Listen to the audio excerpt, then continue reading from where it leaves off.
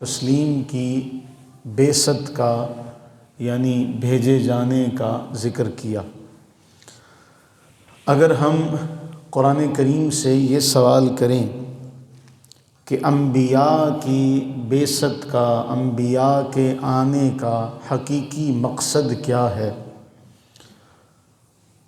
اور کیا غرض و غایت ہے جس کے لیے اللہ تعالیٰ نے نبوت و رسالت کا سلسلہ جاری کیا، جبکہ ہم جانتے ہیں کہ دانا حکیم اس کا کوئی بھی کام حکمت سے خالی نہیں ہوتا، تو اللہ تعالیٰ قرآن کریم میں کئی مقامات پر اپنی صفت حکیم کا تذکرہ فرماتا ہے کہ میں حکمت والا ہوں، حکیم ہوں۔ تو اللہ تعالیٰ جل وعلا نے نبوت و رسالت کا سلسلہ کیوں جاری کیا اور کیوں اللہ تعالیٰ نے شریعت کو نازل کیا، کیوں اللہ تعالیٰ جل وعلا نے کتابوں کا سلسلہ جاری فرمایا؟ تو قرآن کریم ہمیں سادہ سے لفظوں میں اس کا جواب دیتا ہے۔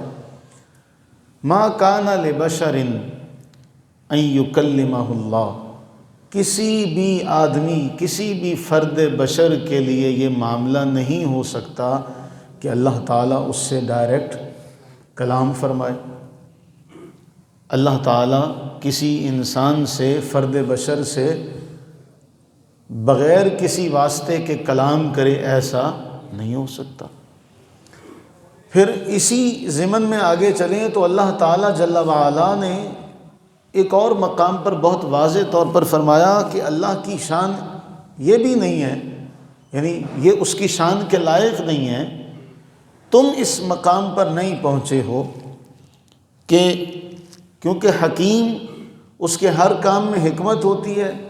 اب حکمت والی ذات، اس کے لیے یہ بات اس نے اپنے لیے روا نہیں رکھی، جائز نہیں رکھی کہ وہ تم میں سے ہر ایک کو غیب کی چھپی ہوئی جو باتیں ہیں، وما کان اللہ لیطلعکم علی الغیب، کہ وہ چھپی ہوئی باتوں سے تمہیں آگاہ کرے، ایسا نہیں ہو سکتا۔ ولکن اللہ، لیکن اللہ تعالیٰ چن لیتا ہے اپنے رسولوں کو۔ کسی بھی فرد بشر کے لیے یہ لائق نہیں ہے، کسی بھی فرد بشر کا یہ معاملہ نہیں ہے کہ اللہ سے بلا واسطہ کلام کرے۔ تو اللہ جل وعلا نے اس پوری نسل انسانی، اولاد آدم کے لیے مخصوص جماعت، جسے ہم نبی اور رسول کے نام سے جانتے ہیں، وہ جماعت چنی جو اللہ تعالیٰ سے ہدایات لیتے ہیں اور اس کی مخلوق تک وہ ہدایات پہنچاتے ہیں، انہیں نبی اور رسول کہا جاتا ہے۔ وہ ہستی جسے اللہ تعالیٰ اس لیے چنے کہ اس کو ہدایت اور شریعت، کتاب، یہ سب کچھ عطا کیا جائے تاکہ وہ انسانی نسل کو، آدم کی اولاد کو ہدایت اور رہبری کے لیے ان کی رہنمائی کرے، اسے نبی اور رسول کہا جاتا ہے۔ اور ہماری کتابوں میں، درس نظامی کی کتب میں، علم کلام ہے، دوسری کتابیں ہیں، ان میں ان کی تعریف بھی ذکر کی گئی۔ النبی ہوا انسان، الرسول ہوا انسان، بعثہ اللہ تعالی الی الخلق لتبلیغ الاحکام، کہ رسول وہ ذیشان انسان ہوتے ہیں جنہیں اللہ تعالیٰ اس لیے چن لیتے ہیں کہ انہیں احکام دیے جائیں، انہیں کتاب دی جائے، انہیں شریعت دی جائے اور وہ دنیا کو ان چیزوں کی رہنمائی کریں۔ پھر ان سب چیزوں کے بعد ہم قرآن کریم کی طرف چلیں۔ حضرت سیدنا ابراہیم علی نبینا و علیہ الصلاۃ والتسلیم جب بیت اللہ کی تعمیر سے فارغ ہوتے ہیں، تو بیت اللہ کی تعمیر کے بعد، اور ہم نے گزشتہ جمعے یہ بات بڑی وضاحت کے ساتھ ذکر کی تھی، ربنا انی اسکنت، اے باری تعالیٰ میں اپنے گھر والوں کو تیرے گھر کے قریب چھوڑے جا رہا ہوں، جہاں سے محدثین اور مفسرین یہ نقطہ لیتے ہیں کہ اولاد کی تربیت کا، دینی تربیت کا اہتمام کرنا یہ انبیاء کرام علیہم السلام کی سنت ہے کہ ابراہیم علیہ السلام نے اپنے گھر والوں کو رب کے گھر کے قریب رکھا، رب کے گھر کے قریب رکھا۔ اب اس کے بعد جو دعا ابراہیم علیہ السلام نے مانگی، قرآن کریم میں اللہ تعالیٰ جل وعلا نے بیان فرمائی، ربنا، اے ہمارے رب، وابعث فیہم رسولا، ان میں ایک ایسا ذی شان رسول بھیج دے، یتلو علیہم آیاتک، وہ ان پر تیری آیات تلاوت کرے، انہیں پڑھ پڑھ کر سنائے، انہیں تیرا کلام پڑھ کر سنائے۔ وَيُعَلِّمُهُمُ الْكِتَابَ، اس کو ذہن میں رکھیے گا، سب سے پہلا سورہ بقرہ میں جو ترتیب ہے، پہلا ہے تلاوت آیات، آیات کی تلاوت، دوسرا ہے وَيُعَلِّمُهُمُ الْكِتَابَ، سکھانا، کتاب کی تلاوت کے بعد اس کی تعلیم دینا، تیسرا ہے وَالْحِکْمَہ، چوتھا ہے وَيُزَکِّیہم، اور ان کا تزکیہ کرے۔ اے باری تعالیٰ، اے ہمارے رب، ان میں وہ ذی شان رسول مبعوث فرما، وہ ذی شان رسول ان میں بھیج دے جو ان پر تیری آیات کی تلاوت کرے، جو ان کو کتاب کی تعلیم دے، ان کو حکمت کی تعلیم دے، ان کا تزکیہ کرے۔ تو غالب بھی ہے اور تو حکمت والا بھی ہے۔ تو ابراہیم علیہ السلام کی اس دعا جب یہ قبول ہوئی، اور رسول اللہ صلی اللہ علیہ وآلہ وسلم نے خود ارشاد فرمایا کہ میں اپنے جد امجد ابراہیم کی دعا ہوں، میں اپنے جد امجد ابراہیم کی دعا ہوں۔ اور پھر جب قرآن دوسرے مقام پر ذکر کرتا ہے، جب رسول اللہ کی بعثت ہو جاتی ہے، جب آپ دنیا میں تشریف لے آتے ہیں، اعلان نبوت کرتے ہیں، تب قرآن کریم اسی دعائے ابراہیم کو ذکر کرتا ہے، کما ارسلنا فیکم رسولا، اسی طرح ہم نے تم ہی میں سے ایک رسول تم میں بھیجا، کیا کرتا ہے؟ یتلو علیکم آیاتنا، وہ ہماری آیات تم پر تلاوت کرتا ہے، ویزکیکم۔ اب اس آیت میں تزکیہ چوتھے سے دوسرے نمبر پر آ گیا۔ پہلی آیت میں تھا کتاب کی تلاوت، اس کی تعلیم، حکمت کی تعلیم، اور آخر میں تزکیہ۔ جہاں رسول اللہ صلی اللہ علیہ وسلم کی آمد ہوئی، وہاں فرمایا کتاب کی آیات کی تلاوت اور اس کے بعد تزکیہ۔ اب چوتھے نمبر سے اٹھا کے تزکیے کو دوسرے نمبر پر ذکر کیا، وَيُزَكِّيكُمْ، تمہارا تزکیہ کرے، تمہیں پاک صاف کرے، اس کے بعد تمہیں کتاب کی تعلیم دے، اس کے بعد تمہیں حکمت کی تعلیم دے، اور تمہیں وہ سکھائے جو تم نہیں جانتے تھے۔ پھر سورہ جمعہ میں جب اللہ تعالیٰ بنی اسماعیل پر ہونے والے احسانات کا ذکر فرماتے ہیں، تو وہاں اللہ تعالیٰ جل وعلا فرماتے ہیں، هُوَ الَّذِي بَعَثَ فِي الْأُمِّيِّينَ رَسُولًا مِّنْهُمْ، اللہ تعالیٰ جل وعلا کی ذات وہی ہے جس نے ان امیوں میں، ان ام القریٰ، اس وادی میں رہنے والوں میں، انہی میں سے ایک رسول بھیجا، یتلو علیہم آیاتہ، وہ انہیں کتاب کی آیات سناتا ہے، ویزکیہم، اور ان کا تزکیہ کرتا ہے۔ تو ایک آیت میں تزکیہ سب سے آخر میں ذکر کیا، اور باقی دو آیات میں تزکیہ کو دوسرے نمبر پر رکھا کہ کتاب کی تلاوت کرنے کے بعد تمہارا تزکیہ کرتا، کہ جب تک تمہارا تزکیہ نہیں ہوگا، نہ تمہیں کتاب کی تعلیم، نہ تمہیں حکمت کی تعلیم، تمہیں ان باتوں کی سمجھ نہیں آ سکے گی تا وقت کہ تمہارا تزکیہ ہو جائے۔ اللہ نے آخر میں بھی اسی کو ذکر کیا، اول بھی اسی کو ذکر کیا۔ گویا ائمہ محدثین لکھتے ہیں کہ اللہ تعالیٰ تزکیہ کو اول میں بھی رکھتا ہے اور آخر میں بھی رکھتا ہے، گویا ساری چیزوں کی بنیاد اول سے لے کر آخر تک تزکیہ کے اوپر ہے۔ اب اس کے بعد ہم اس بات کو سمجھیں کہ اللہ تعالیٰ نے قرآن کریم میں اپنے محبوب کریم سرور عالم صلی اللہ علیہ وآلہ وسلم کی بعثت کا ذکر کر دیا، اور بعثت کا ذکر کرنے کے بعد مقصود رسالت، وہ جو مقصد ہے اس کا ذکر کیا اور اس میں تزکیہ کو سر فہرست رکھا۔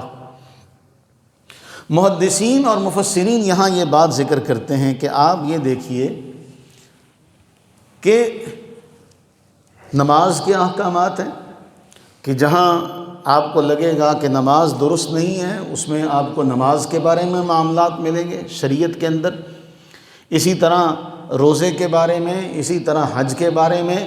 تو یہ ظاہری پاکیزگی کا تعلق جن جن چیزوں سے ہے ان کے بارے میں تفصیلاً قرآن کریم میں، احادیث نبویہ میں ہمیں نبی سرور عالم صلی اللہ علیہ وسلم نے اللہ تعالیٰ کا اور اپنا پیغام پہنچایا۔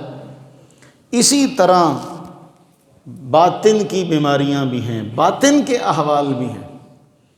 جس طرح نماز کے حوالے سے ہمیں کتب فقہ میں سارے مسائل ملتے ہیں کہ جی یہ نماز کے واجبات ہیں، یہ نماز کے ضروری چیزیں ہیں، فرائض ہیں، ان سے نماز میں کمی لازم آتی ہے، ان میں اگر کوئی کمی بیشی ہو بھی جائے تو نماز ہو جاتی ہے۔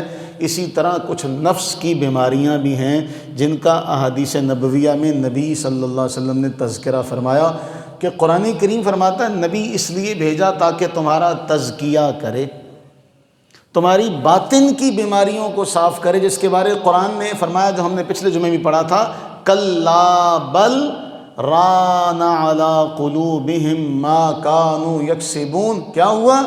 ان کی کرتوتوں کی وجہ سے، ان کے اعمال بد کی وجہ سے ان کے دلوں پر زنگ لگ گیا۔ تو تزکیے کا معنی یہ ہوتا ہے کہ جس طرح انسان کی ظاہری بیماریاں ہیں اسی طرح اس کی باطنی بیماریاں بھی ہیں، ان باطنی بیماریوں سے بھی انسان کو صاف ستھرا رکھنا، اسے کہا جاتا ہے تزکیہ۔ تو تزکیہ نفس جو ہے وہ اتنا ضروری ہے کہ آپ دیکھیے کہ دل، جس کے بارے نبی سرور عالم صلی اللہ علیہ وسلم فرمایا کہ انسانی جسم میں ایک گوشت کا ٹکڑا ہے، ایک لوتھڑا ہے، اگر وہ صحیح رہے سارا جسم صحیح رہتا ہے، اور اگر وہ صحیح نہ رہے تو سارا جسم خراب ہو جاتا ہے۔ اور فرمایا سنو خبردار، وہ جو ٹکڑا ہے نا وہ دل ہے۔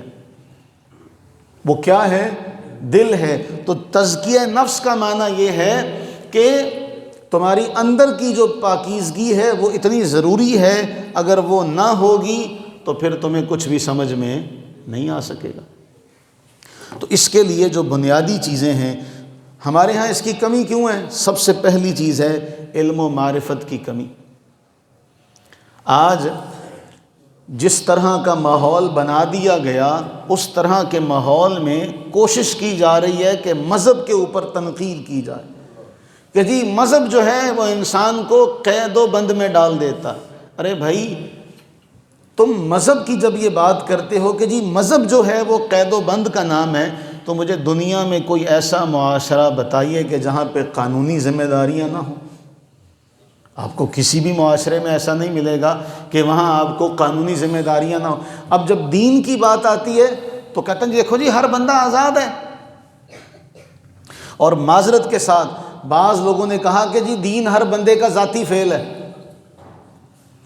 بعض لوگوں نے اسے ہر بندے کی انفرادی زندگی کا نام دیا کہ جی ہر بندے کا اپنا اپنا مذہب ہے۔ نہیں، اگر ایسا ہی ہوتا تو اللہ تعالیٰ قرآن کریم میں یہ نہ فرماتا کہ ہم نے رسول اس لیے بھیجا تاکہ تمہارا تزکیہ کرے۔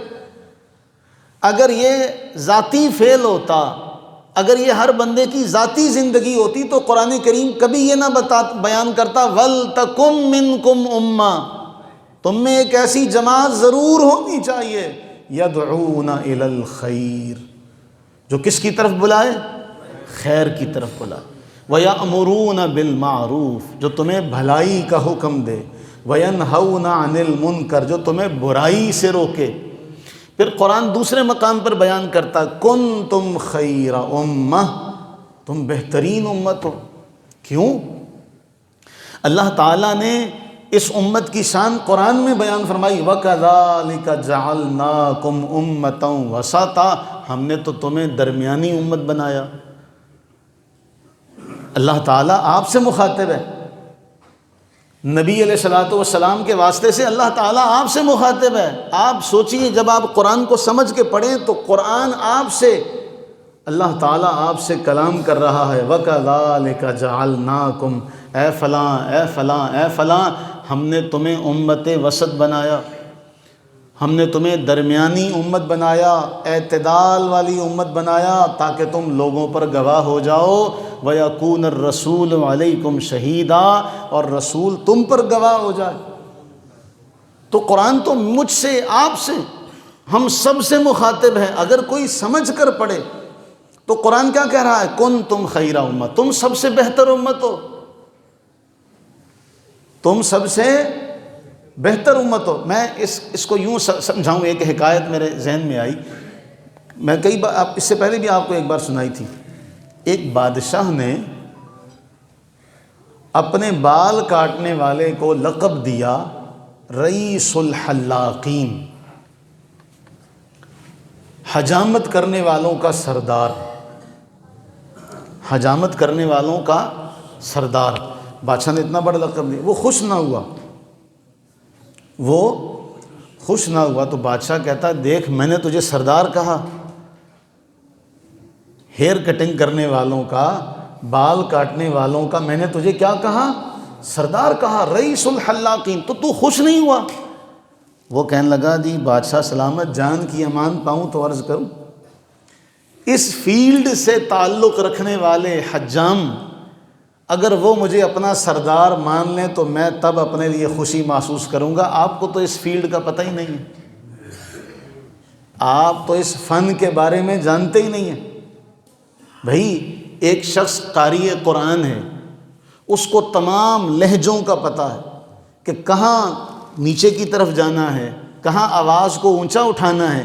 عام آدمی تو سن کے خوش ہو رہا ہے، لیکن جب چند جاننے والے لوگ بیٹھیں گے اور جاننے والے لوگ کہیں گے کہ یہاں آواز نیچے کرنی تھی تو نے اوپر کر دی، یہاں اوپر کرنی تھی تو نے نیچے کر دی، تو عام آدمیوں کا کسی فن کی تعریف کرنا وہ کوئی فن کی تعریف کرنا نہ ہوا۔ میں بلا تشبیہ اور بلا تمثیل، آپ کو بہتر میں نے نہیں کہا، آپ کو بہتر آپ کے والدین نے نہیں کہا، آپ کو بہتر کوئی آپ کا استاذ نہیں کہہ رہا، آپ کو بہتر کوئی آپ کے علاقے کا بڑا نہیں کہہ رہا، آپ کو رب تعالی جل وعلا خلاق عالم کہہ رہا ہے، کنتم خیر امہ، تم سب سے بہتر ہو، تم سب سے بہتر ہو۔ اس دنیائے فانی میں آدم علیہ السلام سے آغاز ہوتا ہے، نوح علیہ السلام کی امت میں بڑے بڑے لوگ ہوں گے، کیا قرآن نے بیان نہیں کیا؟ کانوا اشد منہم قوہ واثاروا الارض وعمروها اکثر مما عمروها، تم سے زیادہ طاقت والے، تم سے زیادہ طاقت والے، تم سے زیادہ قوت والے، تم سے زیادہ عمروں والے، تم سے زیادہ قد والے، ہے کہ نہیں ہے؟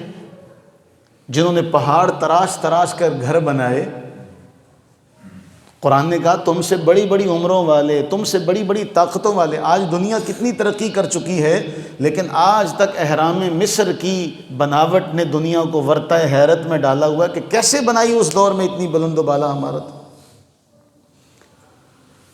تو نوح علیہ السلام کی امت ہے، ہود علیہ السلام کی امت ہے، شعیب علیہ السلام کی امت ہے، ابراہیم علیہ السلام کا دور ہے، لوط علیہ السلام کا دور ہے، حضرت موسیٰ علیہ السلام کا دور ہے، حضرت عیسیٰ علیہ السلام کا دور ہے۔ اتنے سارے انبیاء اور رسولان اعظام علیہم السلام کی امتیں، ان میں پتہ نہیں کتنے کتنے لوگ گزرے ہوں گے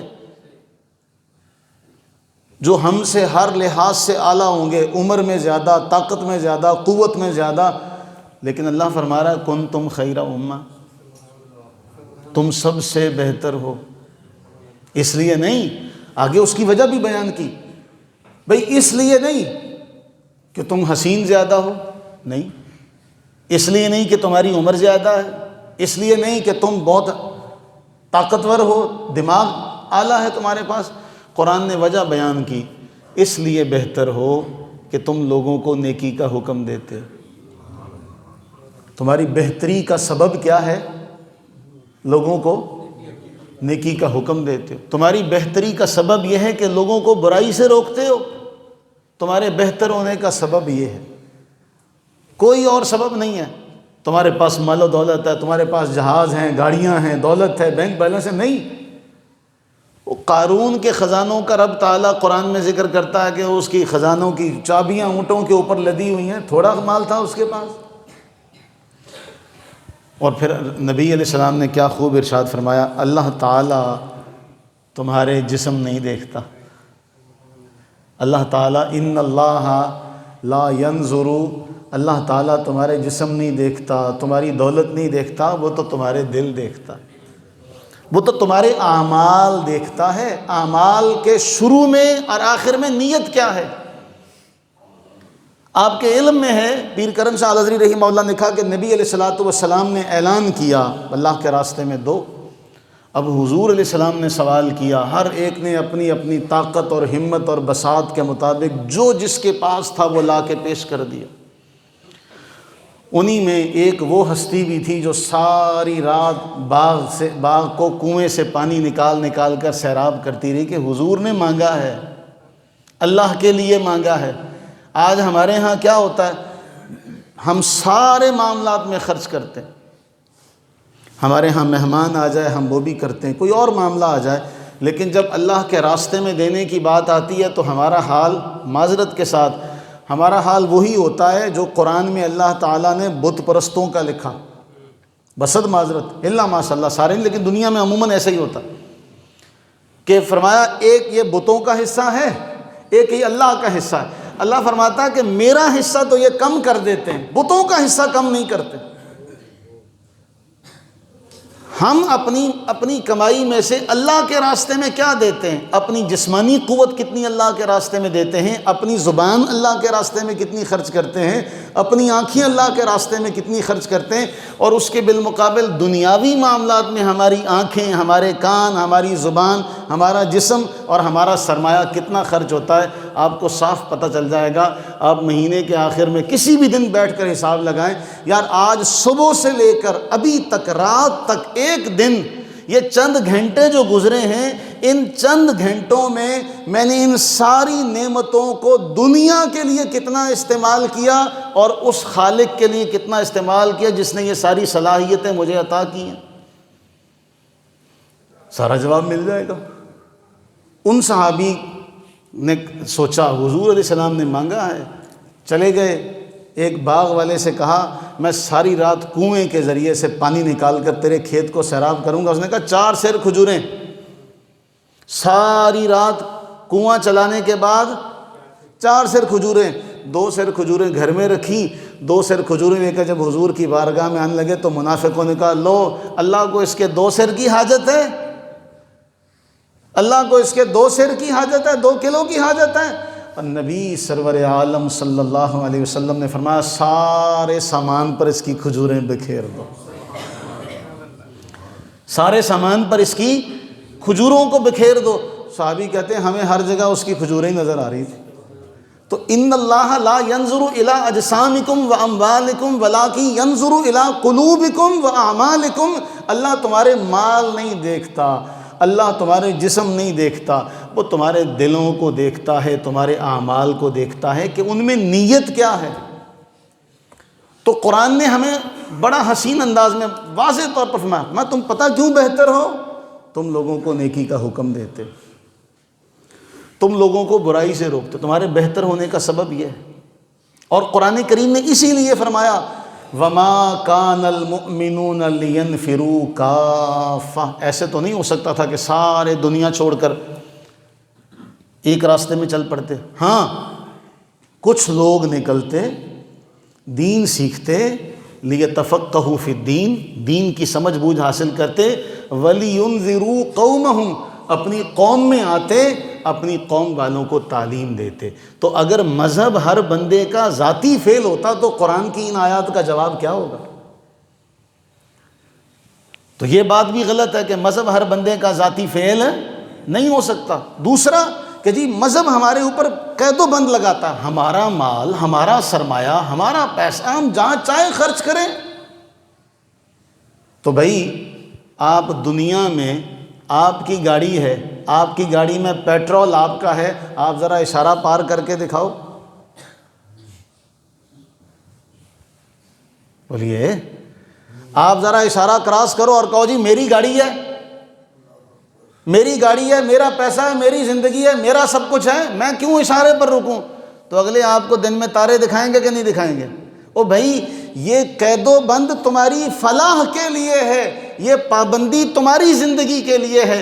بالکل اسی طرح اگر دنیا میں کچھ قانون بنائے جاتے ہیں تاکہ تمہاری زندگی بچ سکے، تم کامیاب ہو سکو، اسی طرح بلا تشبیہ اس دنیا کے بنانے والے نے بھی تمہارے لیے قوانین بنائے تاکہ تم ان قوانین کی پابندی کرو، تمہاری روح بھی صاف رہے، تمہارا باطن بھی صاف رہے، تمہارا ظاہر بھی صاف رہے۔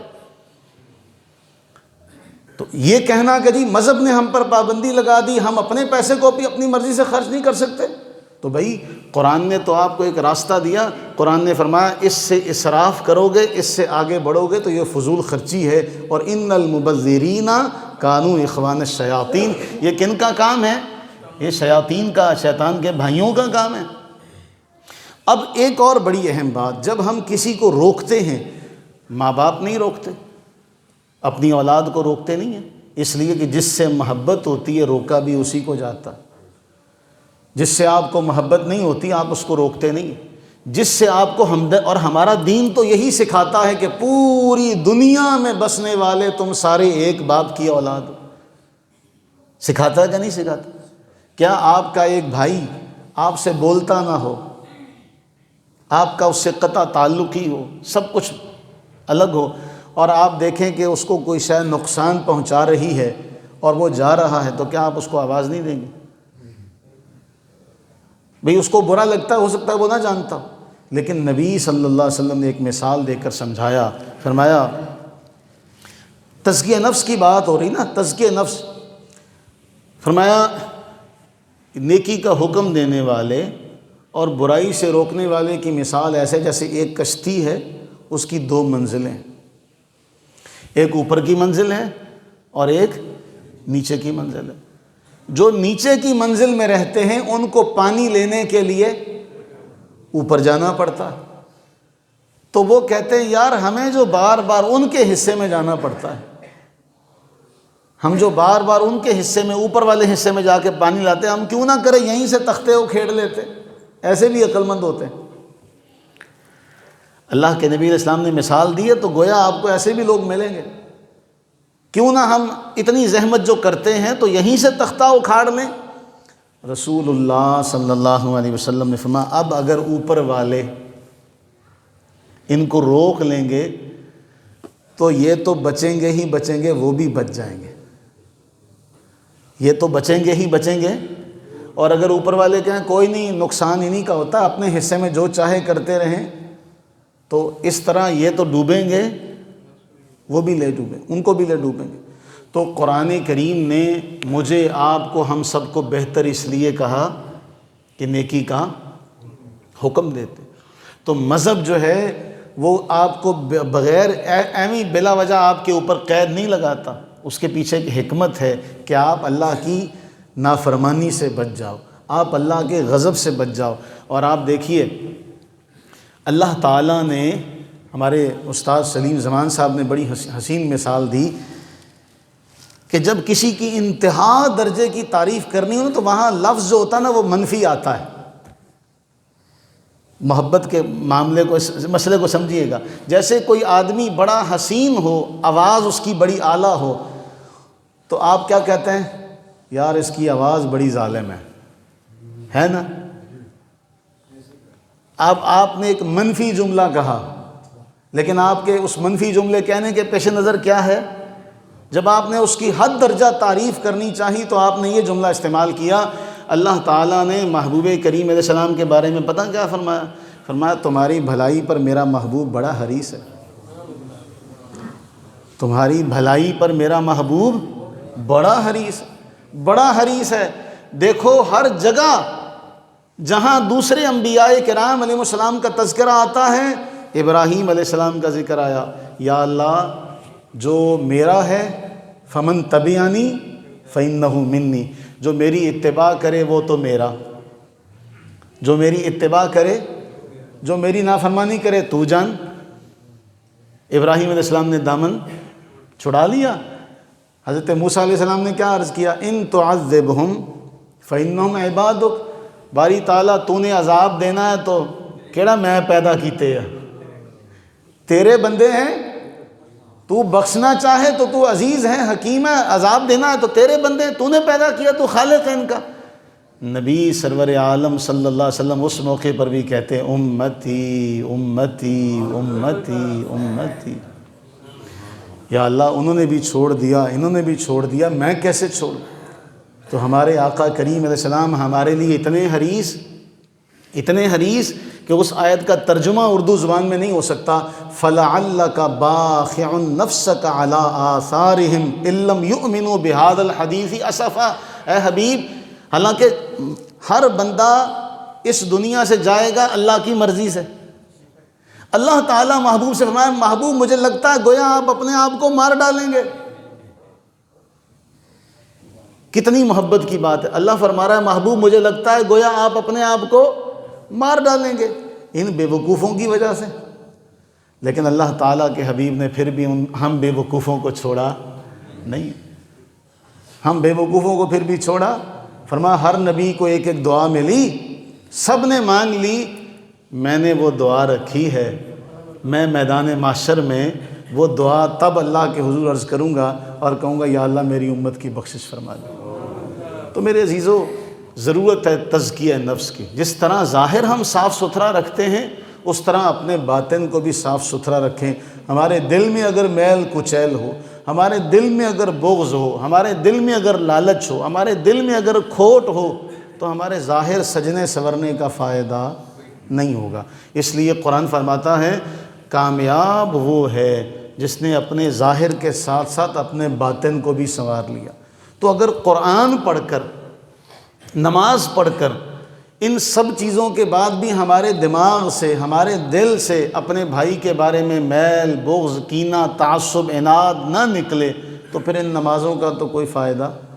اللہ سے دعا کریں کہ اللہ تعالی ہمیں حقیقی ایمان کی دولت سے سرفراز فرمائے رکھے، فرمائے نہیں، اللہ نے آپ کو ایمان کی دولت سے سرفراز کیا ہوا ہے، آپ کے پاس ایمان ہے، بس اللہ تعالیٰ اسے دوام بخشے اور اس کی جو ذمہ داریاں ہیں اللہ تعالیٰ وہ نبھانے کی توفیق عطا فرمائے، ہمارے بغض و عناد کو، تعصب کو دور فرمائے۔ آمین ثم آمین، وما علینا الا البلاغ۔